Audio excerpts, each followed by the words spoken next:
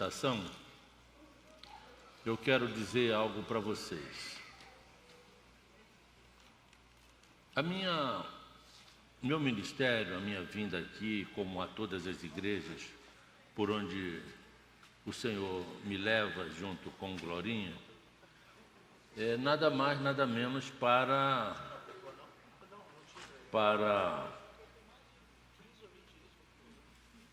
falar sobre a volta de Jesus. Os que se dedicam a esse tema falam que muita coisa está acontecendo nos dias de hoje, e verdadeiramente estão acontecendo. Guerras, rumores de guerras, as nações não se entendem, parecem Torre de Babel, ficam falando de paz, de paz, de paz.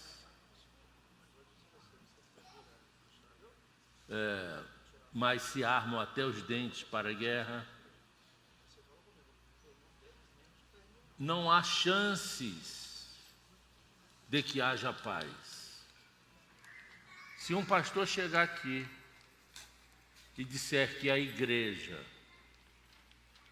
vai suscitar um avivamento mundial para que haja paz, não creia nisso. Porque as Escrituras dizem que nós estamos caminhando para um momento de conflito global. É exatamente quando estivermos em guerra que o anticristo vai se revelar, trazendo a paz, uma paz falsa, uma paz armada. Paulo falou sobre isso em 1 Tessalonicenses, capítulo 5. Quando andarem dizendo paz e segurança, sobrevirá repentina destruição. Como é que eu tiro, Stephanie, essa base? Stephanie, minha filha. Vamos lá, abrir 1 Tessalonicenses, enquanto Stephanie me socorre aqui.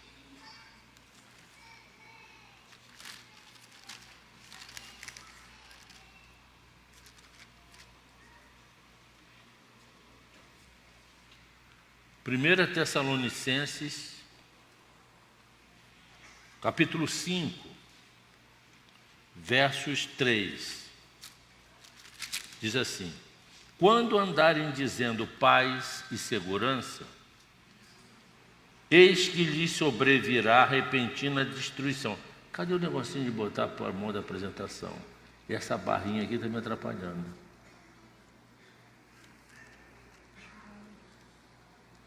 Ele aparece aqui, ó.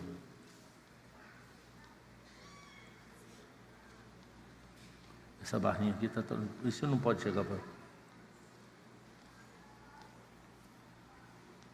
Agora, interessante, você está acompanhando aí no texto? Sobreverá repentina destruição. Agora veja, como vêm as dores de... Por favor, vocês estão acompanhando? Ah, está aqui, olha, está ali. Por favor. Quando eu falar, para vocês concluírem, por favor, façam isso. Isso ajuda o pregador. Vamos lá. Quando andarem dizendo paz e segurança, eis que lhes sobrevirá repentina destruição. Aquela tacinha. Isso aqui tem que sair. Por que isso está aqui atrapalhando? Essa barra. Ou então diminui. Ah, já sei. Diminui aqui, para ver se ela... Não. O senhor vai apresentar esse slide hoje? Vamos aí? Deixa eu botar para apresentar. Também te amo.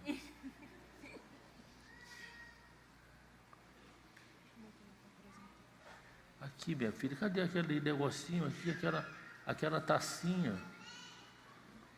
Jesus!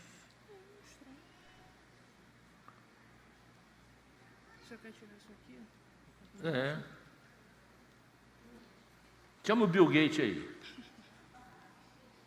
Agora é o seguinte, a segunda parte do versículo é que está uma revelação. Olha, quando andarem dizendo paz e segurança, alguém vai proclamar uma paz e segurança. Quem é que vai andar dizendo paz e segurança? Aí, conseguiu. Mas aumentou? Bom, tá bom. Quem é que vai andar dizendo paz e segurança? O anticristo. É ele que vai propugnar uma paz. Isso está na revelação cronológica do Apocalipse, capítulo 6. Aparece primeiro o cavalo branco. O branco significa paz. Não confunda o cavaleiro do cavalo branco do Apocalipse, capítulo 6, com Cristo. O Cristo aparece no capítulo 19. Ali é o anticristo, que abre uma falsa paz. Aí depois vem o cavalo vermelho. O cavaleiro do cavalo vermelho traz uma espada. Uma espada que simboliza a guerra. E depois vem outro cavalo do cavalo vermelho, preto, que simboliza a fome. Porque vai faltar comida no mundo. Por favor, meus queridos da mídia. Deixa só assim, tá? Obrigado. Agora, a segunda parte desse versículo, depois da vírgula, é que está a revelação, a chave. Diz assim, olha, mídia, eu vou parar. É melhor então desligar ali, porque eu estou percebendo, quando vocês botam alguma coisa ali, ninguém mais presta atenção no que eu estou falando. Tudo crianças. Criança é assim.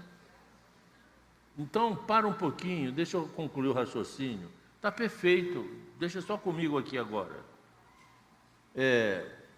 Como vêm as dores de parto? Aqui está para dar a luz. Então, se a gente juntar as duas revelações, quando andarem dizendo paz e segurança, virá destruição. Destruição a quem? A que está para dar, como vêm as dores de parto, aqui está para dar a luz. Quem está para dar a luz? Israel. Aqui é Israel. Paulo está alertando, que diz que quando Israel pensar que está numa boa, que fez um acordo com o anticristo, porque esse acordo vai sair. Por isso que o terceiro templo será construído. Eu esperava que nesse bombardeio do Irã a Israel pudesse cair um míssil em Jerusalém, ali no templo, e explodir o Domo da Rocha, explodir a mesquita de Al-Aqsa. Israel estava liberado daquelas duas construções para construir o terceiro templo. Mas nenhuma bomba caiu ali. Pode ser que aconteçam outros bombardeios e uma bomba caia sobre o Domo da Rocha para desocupar o terreno. Porque o templo de Israel, o terceiro templo, que o anticristo vai profanar, só pode ser construído ali, onde hoje está o Domo da Rocha. Porque antes do templo ser sagrado, o monte foi sagrado. Você sabe quando foi que Deus consagrou aquele lugar? Quando mandou Abraão sacrificar Isaque lá. Isaque, pega o teu filho, o teu único filho, e leva-o a um monte que eu te mostrarei, e lá tu sacrifica ele a mim. Queima o corpo dele, que eu vou sentir o cheiro suave do cadáver de Isaque. Olha, Que pedido que papai fez a Abraão. E olha, o lugar eu te mostrarei. O lugar não foi escolhido por Abraão, foi escolhido por Deus. E esse lugar chama-se Monte Moriá. Então, antes de que houvesse qualquer construção ali, o Senhor já consagrou aquele monte, simbolizando o sacrifício. E a cultura judaica diz que foi debaixo daquela pedra, rocha, de onde Deus tirou a porção para construir Adão. Que o primeiro homem foi construído do pó da terra, daquela pedra, daquele monte. Olha que coisa interessante. E ali o monte foi consagrado, como sendo o lugar para Deus colocar ali o seu nome. Na construção do templo, e ficou sob a incumbência de Davi comprar o terreno, e a incumbência de Salomão de edificar o templo. Davi compra o terreno de Araúna, do jebusita Araúna, e Salomão construiu o templo, em cima daquela rocha, onde hoje tem o domo da rocha. Eu estive lá, quis entrar, não me deixaram, mas eu consegui a foto daquela rocha. Ora, o terceiro templo só pode ser construído se o domo da rocha sair dali, a mesquita de Aqsa também, para construir o templo. Tudo do terceiro templo já está pronto, eu já mostrei aqui de vezes anteriores. As plantas virtuais, os sacerdotes, os coens, que são descendentes de Arão, os levitas, o mobiliário do templo, está tudo pronto, só falta desocupar o lugar. Alguns escatólogos pensam que só vai ser possível o domo da rocha sair dali e a mesquita de Aqsa com um acordo geopolítico que será propugnado pelo anticristo. Alguns pensam assim. Eu não tenho certeza disso. A Bíblia não revela, a gente deduz. Para mim seria através de um bombardeio. E quando eu vi o Irã bombardeando Israel dessa vez, e os mísseis cruzando Jerusalém, alguns caindo pertinho, eu falei assim, vai acabar, mas não aconteceu. Muito bem. O que eu quero trazer para vocês? Que o relógio e o ponteirinho do relógio de Deus, que marca o tempo da volta de Cristo, marca através das profecias de Israel. E as parábolas de Cristo também apontam para Israel, porque é necessário que Israel esteja pronto para receber Jesus. Olha que coisa interessante. Há 2 meses e meio, o primeiro sumo sacerdote de Israel foi nomeado pelo Sinédrio. Pastor, ninguém nem fala disso. A imprensa não dá nem bola para isso. Os pastores não estão falando sobre isso. Até os escatólogos não estão dando muita bola para isso. Mas, na minha opinião, isso é um dos maiores símbolos da proximidade da volta de Jesus. O primeiro sumo sacerdote, depois de 2000 anos. Porque o último sumo sacerdote de Israel, morreu no ano 70, quando Jerusalém foi cercada e tudo foi destruído. O templo, os sacerdotes morreram, o sumo sacerdote também.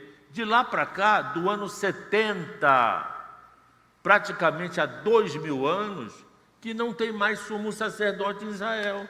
E agora, há 2 meses e meio, foi nomeado. o último sumo sacerdote, ou o primeiro depois de 2000 anos. Entendemos até aí? Sim ou não? Isso é um sinal. Ora, que se o sumo sacerdote de Israel foi nomeado, qual é a função dele? Levar o sangue, repita, do sacrifício até o Santo dos Santos, para derramá-lo na mesa da propiciação.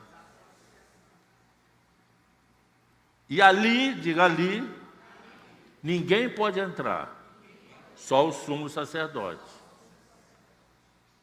E dali vai também estar a arca.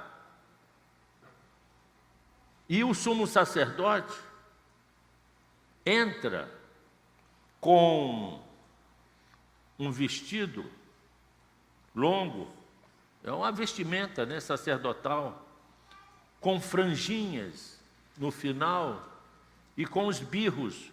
Quem sabe o que são birros? Sininhos, sininhos, sininhos, pendurado nas franjinhas, para fazer barulho enquanto ele se movimenta. Essa semana que passou, eu estive ali na igreja Sinai, quando um judeu, Miguel, né, Glorinha, veio de Israel, está fazendo palestras por aí, e ele mostrou moedas da época, e mostrou um desses birrinhos, que encontraram com escavação, é miudinho assim, e que faz barulho, que servia para colocar nas vestimentas do sumo sacerdote, para ele entrar no Santo dos Santos, e ele entrava amarrado com uma corda no tornozelo, porque se não houvesse mais barulho, sinal que ele não está mais se movimentando, depois de umas 2 horas, não está movimentando não, puxava assim, ele não respondia, estava duro, aí puxavam já o cadáver dele, porque o bichinho morreu. Vai lá, eu? Vai lá, levita, eu? Mandar bezerra. Porque é o Santo dos Santos. Deus fuzila, fulmina, até que fosse ungido outro sumo sacerdote para entrar lá, para limpar a mesa e também para derramar o sangue. Isso é função específica do sumo sacerdote. Ora, há 2000 anos que não tem sumo sacerdote, embora os sacrifícios de Israel já começaram, como algo preliminar, experimental. Eu tenho vídeos aqui, creio já ter passado esses vídeos aqui para a igreja. Mas agora, esse homem, que se chama Baruch Kahane, foi nomeado pelo Sinédrio. Isso quer dizer que a proximidade da volta de Jesus é algo real. O Senhor está às portas. Olha o texto de Oséias, queridos e queridas, a Bíblia é singular, ela é altamente reveladora. Observe o que está dito aqui, no capítulo 3, versos 4. Porque os filhos de Israel ficarão por muitos sem rei, sem príncipe, sem sacrifício, sem coluna, sem estola sacerdotal ou ídolos do lar. Ou seja, Israel ficará sem as suas tradições por muitos dias. Quantos dias? Desde que o templo foi destruído, há 2000 anos. A rigor, 2 dias. Porque cada 1000 anos para o Senhor é como essa base. Nós entregamos aqui nos primeiros seminários, há 13 anos. Nunca esqueça disso. A contagem de Deus no tempo da humanidade é de 1000 em 1000 anos. Então, se o texto diz que Israel e o seu povo ficaram muitos dias sem rei. Ué, tudo foi destruído, não tem rei. Sem príncipe. Quem são os príncipes? Os que governam as localidades. Também morreram, não tem mais. Sem sacrifícios. Ora, o templo foi destruído, onde é que se vai fazer sacrifício? Não dá que se fazer sacrifício, não tem mais templo. Não tem sacrifícios. E os sacerdotes morreram também. E os levitas também morreram. E o restante do povo de Israel, no cerco, durante a Páscoa do ano 70, que a cidade foi destruída, fugiram. Foram espalhados pelo mundo inteiro. E o livro de Oséias já apontava isso. Isso não tinha acontecido ainda, o templo não tinha sido destruído, mas o profeta disse que seria destruído, porque Israel ficaria muitos dias sem sacrifício, sem rei, sem sacerdote, etc. O cerco e destruição de Jerusalém na Páscoa do ano 70, comandada pelo general Tito, durou quase 6 meses. A cidade foi cercada em apenas 3 dias. Durante 3 dias foi construída uma cerca de 7 quilômetros, a fim de evitar a fuga dos sitiados. Era semana de Páscoa e a cidade estava superlotada com aproximadamente 3 milhões de judeus dentro de Jerusalém. O historiador Flávio Josefo, que era amigo de Tito, relata isso, porque durante a Páscoa em Israel, descia gente das 10 tribos do norte, os que estavam em Beceba, também os que estavam em Jerusalém, e superlotavam a cidade. Flávio Josefo diz que até às 11 horas da manhã tinham sido mortos 255 mil cordeiros pelos pecados do povo. As famílias se juntavam, famílias de 10 pessoas, se juntavam, compravam um cordeirinho, que normalmente via de Migdal Éder, Torre do Rebanho, citado por Miqueias, no lugar onde Jesus nasceu, para trazer para o templo para imolar. Juntava as 10. Olha, sacerdote, leva o sangue desse aqui, que é pela minha família. Aí a família estava perdoada os pecados. Se até às 11 horas da manhã foram imolados 255 mil cordeiros, significava que pelo menos 2.550.000 pessoas estavam dentro da cidade. E Flávio Josefo relata que os que estavam de fora eram os leprosos e os homens que tinham gonorreia, doenças venéreas, não podiam estar na cidade. Nesse momento, no ano 70, Tito chegou com as legiões romanas e cercaram a cidade. As árvores que estavam ao redor de Jerusalém foram cortadas e foram feitas estacas em redor da cidade. Em apenas 3 dias, construíram uma cerca de 7 quilômetros. Os que fugiam, eles pegavam, capturavam, enfiavam naquelas estacas, betumavam, sabe o que é betume? Esse material de asfaltar, e tocavam fogo. Flávio Josefo diz que durante a noite, aquelas estacas iluminavam ao redor da cidade com os corpos dos judeus em chamas. Isso foi no ano 70. Jesus alertou sobre isso. Olhe, se você estiver no campo, não volta na cidade. Se você estiver no eirado, vaza. Tomara que isso não aconteça no sábado. porque no sábado os judeus não podem caminhar mais de 1.080 metros para cumprir a Torá. Ai das grávidas naquele dia. E as grávidas padeceram muito.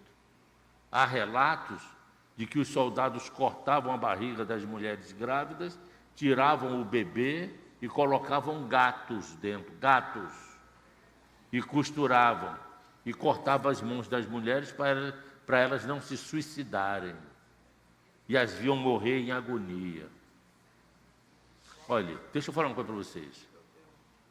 Deus não esqueceu de nada. Os homens que fizeram isso, as nações, pagarão um preço. Os que já morreram não ressuscitarão para o milênio. Os cruéis irão para o lago de fogo depois do milênio. E hoje já estão em tormento. Hoje já estão. Deus não esqueceu nem do cativeiro babilônico. Deus não esqueceu. E trará a juízo tudo isso. Muito bem. Aqui é um mosaico mostrando que os romanos estão carregando os móveis do templo. E aqui algumas profecias sobre o espalhamento. Olha como a Bíblia é perfeita, é coerente, é inerrante, é palavra de Deus, que não precisa ser reescrita, que não precisa ser reedificada, reconstruída ou relida. É palavra de Deus, tem verdade perene. Ela alcança o ontem, o hoje e o amanhã, e ai de quem tirar um iode da palavra de Deus. Olha o texto de Amós.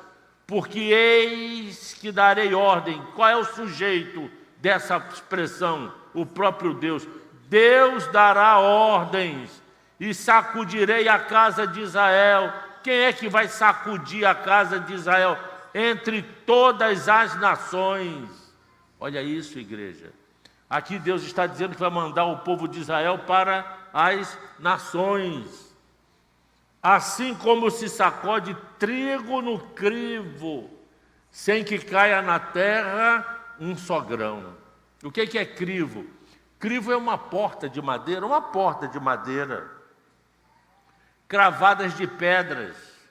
Quando o agricultor tirava o fecho do trigo, batia naquela porta cheia de pedras, os grãos saíam por um lado e a palha voava e se espalhava. Então o profeta fez esta analogia para dizer que o povo de Israel seria espalhado pelo mundo inteiro. E isso aconteceu. Quem estuda a história de Israel, e o livro Escatom, muitos têm aqui, pode lhe ajudar, com mais profecias inclusive, sabe que o povo judeu ficou pelo menos 2000 anos espalhado por entre as nações. E a terra de Israel, a Jerusalém, ficou deserta, morada de chacais. A palavra se cumpriu fielmente. Olha o texto, outro espalhamento, outro texto.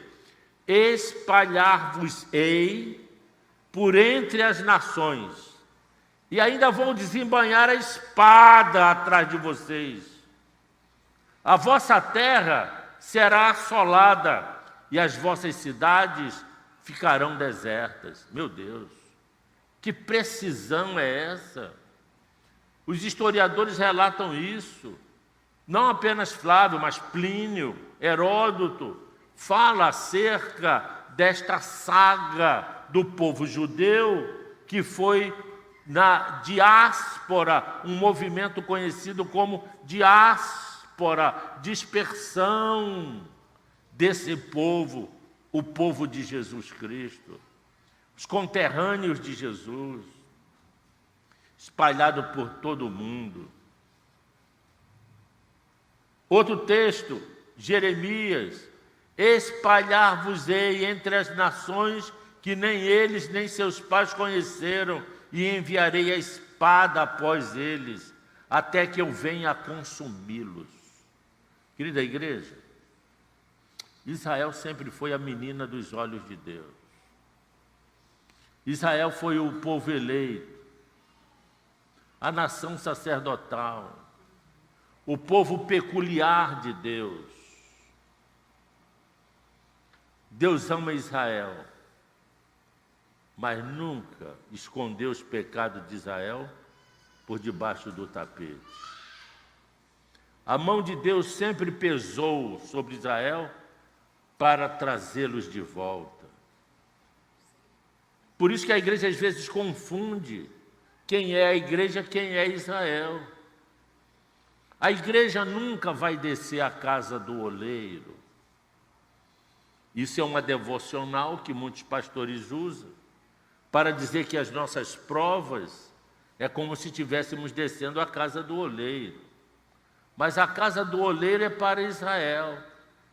Ali se amassa o barro. Israel está sendo amassado por Deus. E ao longo da história o Senhor está construindo um vaso na casa de Israel. Por isso que em Jeremias capítulo 18, Deus diz assim: ei, tu Israel, esse barro é a casa de Israel. Farei vocês descerem à casa do oleiro. E um dia farei de vocês um vaso novo. A igreja não é barro. Barro é cidadão da terra. Barro é povo da terra. A igreja já é cidadã celestial. Não é povo de terra. E Deus diz ainda nesse texto que além deles serem espalhados pelo mundo inteiro, não terão paz, porque a espada os perseguirá. Deus permitiu o espalhamento, mas agiu com mão forte para reajuntar o povo na própria terra. Preste atenção, o mesmo Deus que espalhou, Ele mesmo, Ele mesmo juntou. Ele mesmo tirou o povo da sua própria terra, mas Ele mesmo trouxe para a sua própria terra. Só o Pai Celestial, que está no controle da história, pode ter controle sobre um povo. Para o mundo, a história de Israel é milagre. Quer ver uma prova da existência de Deus? Estuda a história de Israel.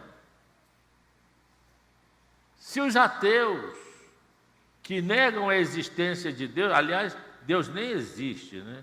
Deus é. A verdade é essa.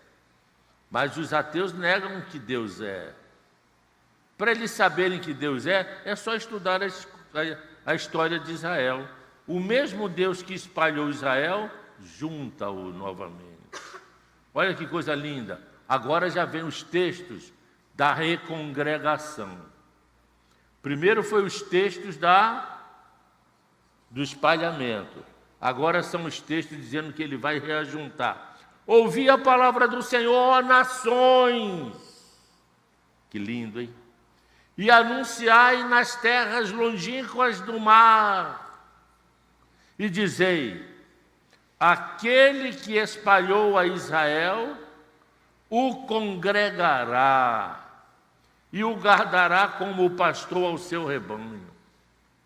É o movimento de Deus controlando o povo de Israel em meio aos processos civilizatórios. A restauração da nação de Israel. Olha isso. Quem jamais ouviu tal coisa? Isaías 66, 8. Stephanie, cadê o P2? Dá para sair o som por aí? Dá para sair o som por aí? Ok, obrigado. Quem jamais ouviu tal coisa? Quem viu coisa semelhante? Pode acaso nascer uma terra num só dia? Ou nasce uma nação de uma só vez? Pois Sião, está se referindo a Israel, antes que lhe viessem as dores, deu luz seus filhos. Aqui está dizendo o seguinte: antes que Israel entre no Armagedon, Israel terá uma terra e terá uma nação novamente. Mas como? Esse povo está espalhado. Como é que eles terão a mesma terra? Esse povo está espalhado. Outros povos ocupam a terra dele. Como é que eles vão fazer uma nação novamente? Uma nação para habitar em qual terra? E o próprio profeta está perplexo. Será que um povo pode receber um território ou uma terra num só dia? Como é que uma nação vem à existência de uma só vez? Mas Israel terá uma terra num só dia e terá sua nação de volta numa só vez. E vocês vão ver o cumprimento dessa profecia agora. Vamos ver, tomara que funcione.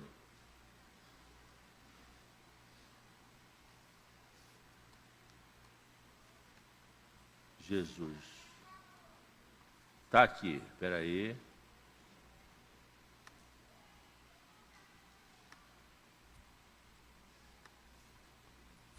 You all know how to vote.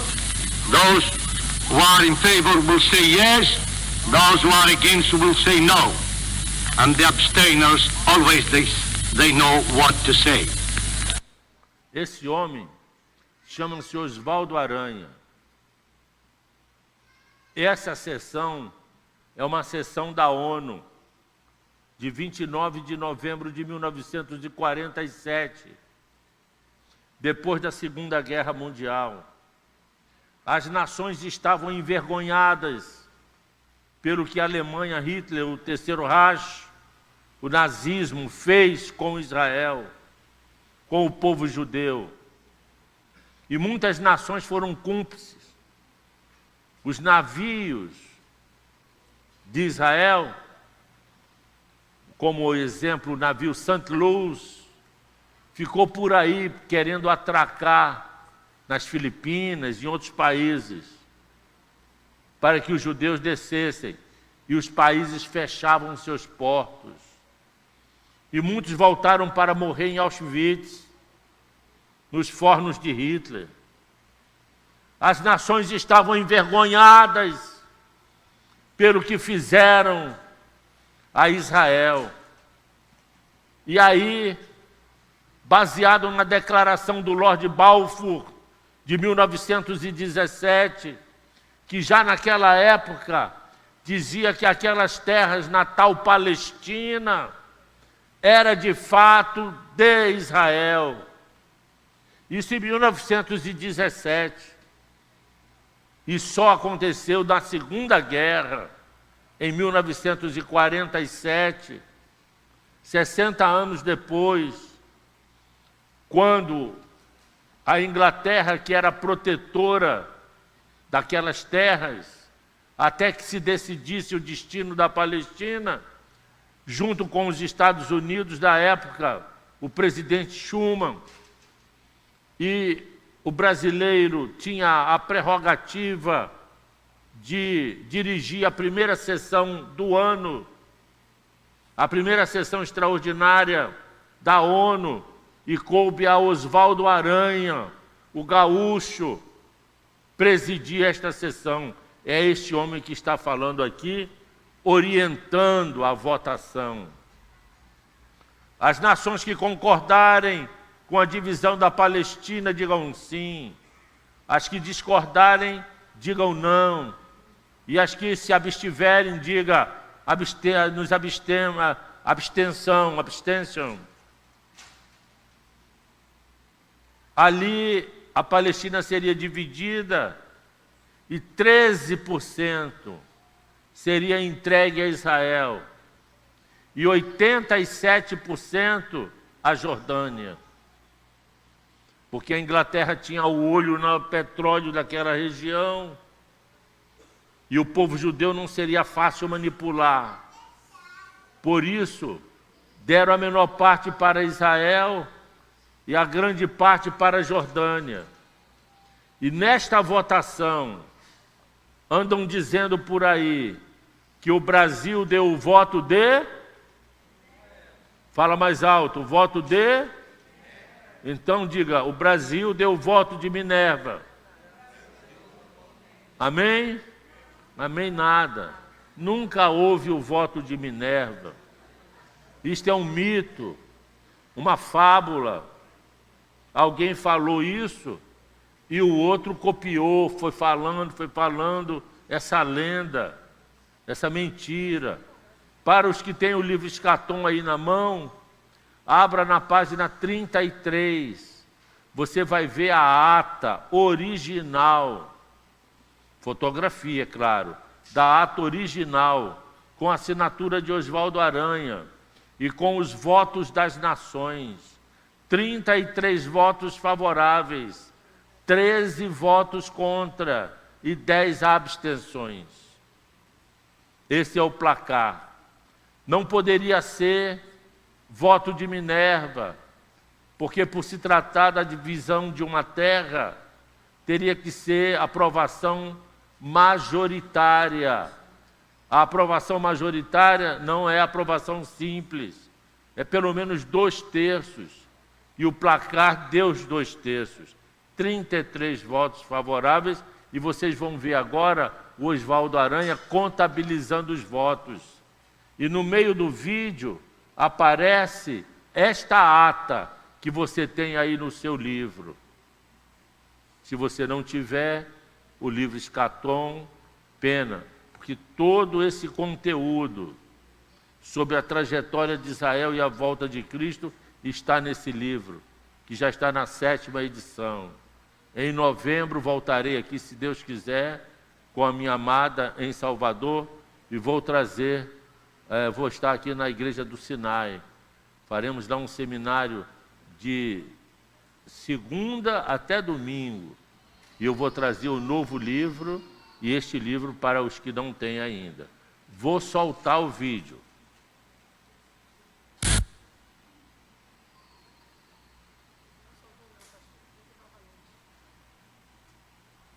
You all know how to vote.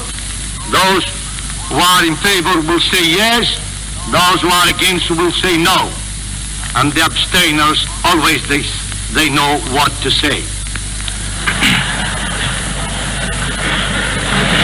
We will start it now. Afghanistan, no. Argentina, abstention. Australia, yes. Belgium, yes. Bolivia, yes. Brazil, yes. Belarus, yes. Egypt, no. El Salvador, abstention. Ethiopia, abstain. France, yes. Greece, no. Guatemala, yes. Haiti, yes. Honduras, abstain. Iran, no. Iraq, no. Lebanon, no. Soviet Union, yes. United Kingdom, abstain. The United States, yes. Resolution of the DUC Committee for Palestine was adopted by 33 votes, 13 against, 10 abstentions.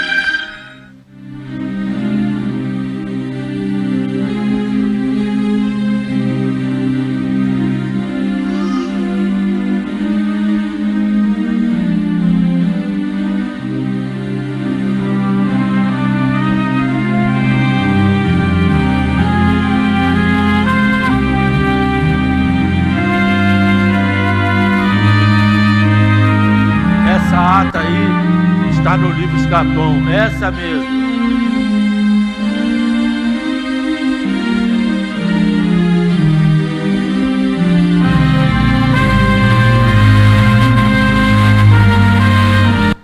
Agora é a comemoração. O que vocês acabaram de ver é cumprimento de Isaías 66:8, a parte A da profecia. Uma terra num só dia. Agora vocês vão ver a parte B, que é uma nação de uma só vez. O primeiro-ministro de Israel, o primeiro-ministro, David Ben-Gurion, lendo a carta de independência de Israel, onde hoje é o Museu da Independência em Tel Aviv, lendo em hebraico, citando a Declaração Balfour, que está no livro. Antes de começa a bandeira da Inglaterra desce. Quando termina a solenidade, a bandeira de Israel sobe. Uma nação de uma só vez. Isso no dia 14 de maio de 1948, e você vai ver isso.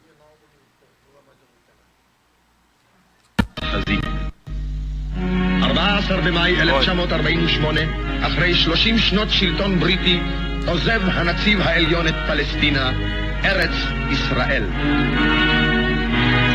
A bandeira da Inglaterra descendo.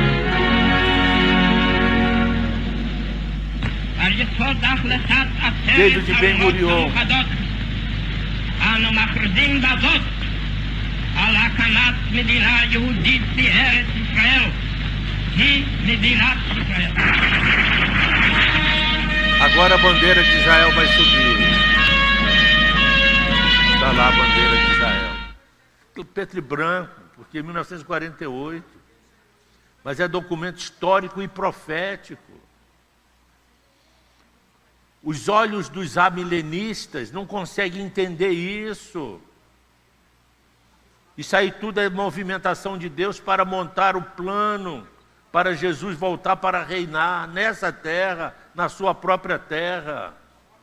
Os cientistas políticos ficaram perplexos. Como é que depois de 2000 anos, um povo que estava espalhado pelo mundo inteiro, recebendo perseguição, opróbrio entre as nações, volta para a sua própria terra e cria uma das maiores potências do Oriente Médio. Em 100 anos, um povo transformou o deserto em um pomar. Israel é produtor de cítricos que abastece a Europa. Produtor de flores, segundo maior produtor de flores, que abastece a Europa. Agora mesmo estive em Petrolina e em Juazeiro da Bahia, aquela região altamente frutífera, a fruticultura ali é exuberante. O sistema de irrigação de Petrolina e de Juazeiro é por gotejamento, aprenderam com Israel. Em Israel está tudo plantado, é um jardim, é uma nação altamente poderosa. A segunda maior empresa de lapidação de diamantes está em Israel, estive lá. Andei pelo showroom deles, cada diamantão, eu fiquei de olho. É em Netânia. Eu falei, vou levar um diamante desse para a Glorinha. Olhei para um lado, olhei para o outro, não vi guarda, mas estava lá as câmeras. Eu falei, vou ficar na minha. Glorinha, fico na minha. Estou brincando, jamais pensaria em roubar algo. Mas é lindo de se ver, lindo de se ver. Isso tudo é milagre de Deus na vida desse povo, para estruturá-lo para receber o seu rei.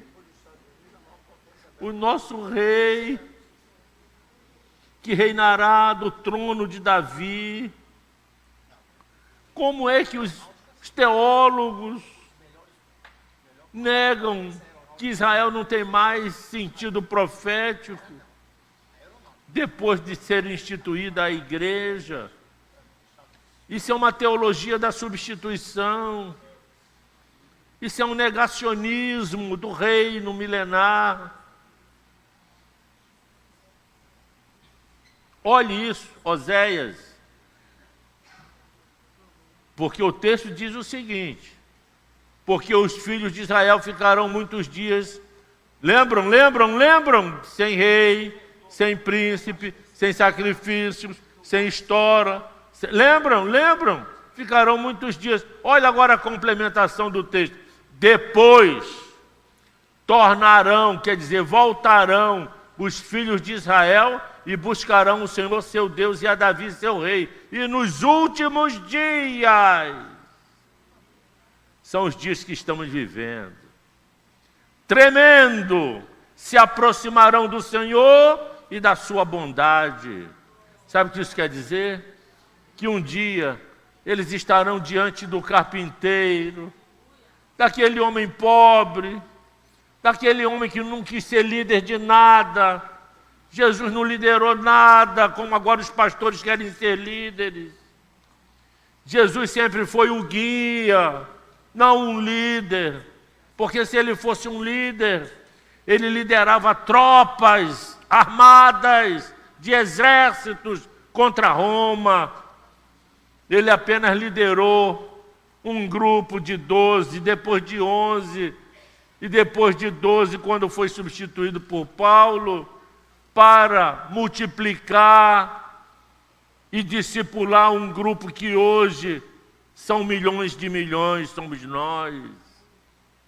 Tudo começou com um comando suicida de 12.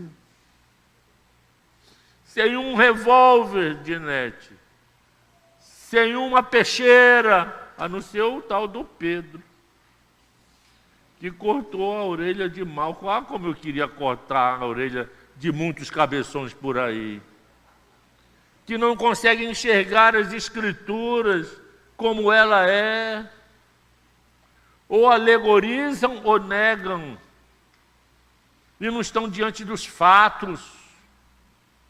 Os fatos comprovam a Bíblia. A Bíblia se cumpre enquanto dormimos. Olha Oséias, capítulo 1, versos de 1 a 3. Vinde, isso aí são os judeus falando para eles mesmos. Vamos e tornemos para o Senhor, porque Ele nos despedaçou. Quando que Israel foi despedaçado? No ano 70, foi despedaçado mesmo. Jesus disse que ia acontecer isso. Do Monte das Oliveiras, o Senhor olhou para Jerusalém e disse: ah, Jerusalém, Jerusalém, que mata os teus profetas. Quantas vezes eu quis agasalhar teus filhos com a minha cobertura, assim como uma galinha agasalha seus pintinhos, e vocês não quiseram. Vocês não estão entendendo quem vos está visitando. Também não me verás mais, até que venhais a dizer: Baruch rabá, Beshem Adonai, bendito é o que vem em nome do Senhor, enquanto vocês, casa de Israel, não disserem: bendito é o que vem em nome do Senhor, eu não voltarei, mas voltarei, e vocês dirão isso, achando que eu sou o bendito, que verei salvar vocês.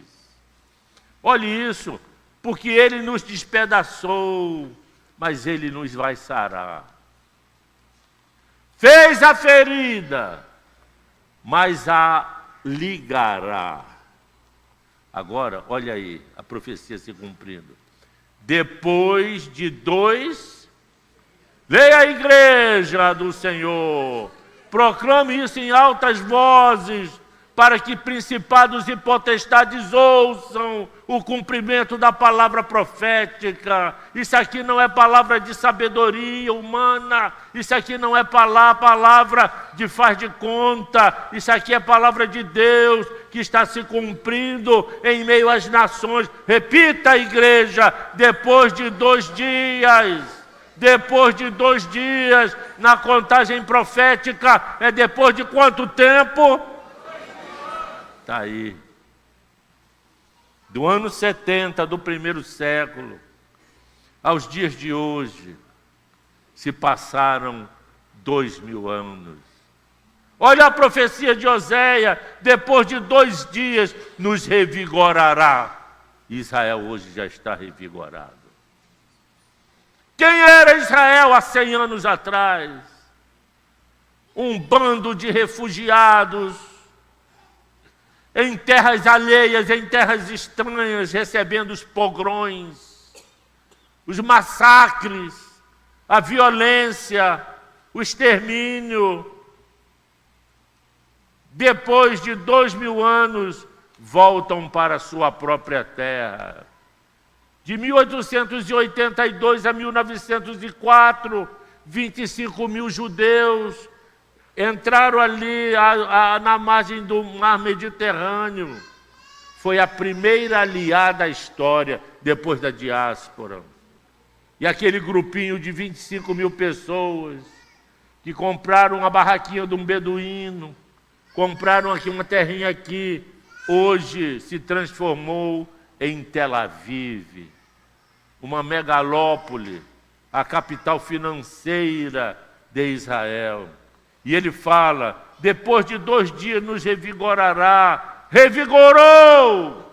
E ao terceiro dia, fala a igreja, e ao terceiro dia, o terceiro milênio, depois da vinda de Cristo, nos levantará.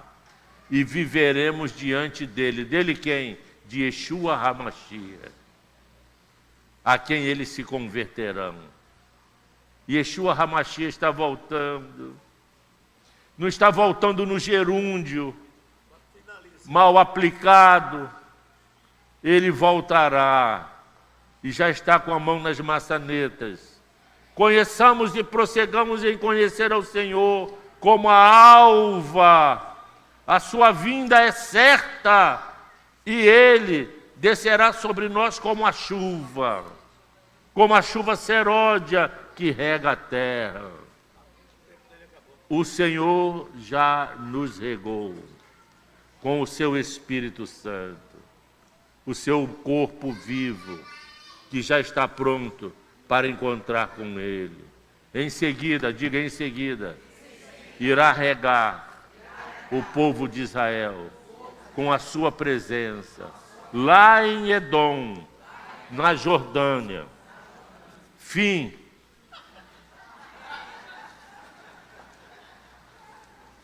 Diante do fim,